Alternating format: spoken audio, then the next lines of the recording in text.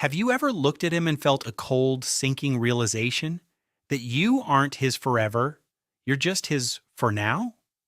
You aren't his soulmate, you're his space filler. He isn't building a life with you. He's just using your warmth to stay comfortable until the woman he actually wants shows up.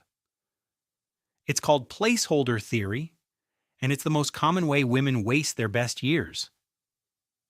Think about your typical Tuesday. You're at his place, ordering the same takeout, watching a show he picked. It feels like a relationship. But notice how he never invites you to that wedding next summer?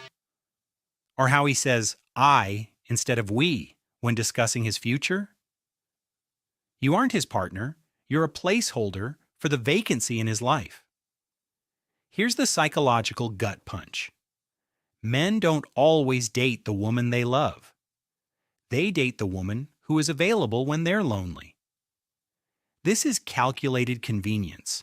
He's using your emotional labor to heal himself so he can be ready for the woman he actually wants later. You're the coach, and he's just here for the preseason. First, he keeps you in a perpetual present. Mention a trip 6 months away, and he gets vague. He's keeping his exit door unlocked. We call it being spontaneous, but psychologically, he just doesn't see you in his 2027. Second is minimal effort maintenance. He does just enough to keep you from leaving, a sweet text here, a dinner there, but there's no progression. You think if you love him more, he'll step up. In reality, your overfunctioning is what allows him to stay lazy. Third, he compartmentalizes you. You haven't met the inner circle. He keeps your worlds separate because untangling them later is too much work. If you aren't integrated into his life, you aren't a part of it.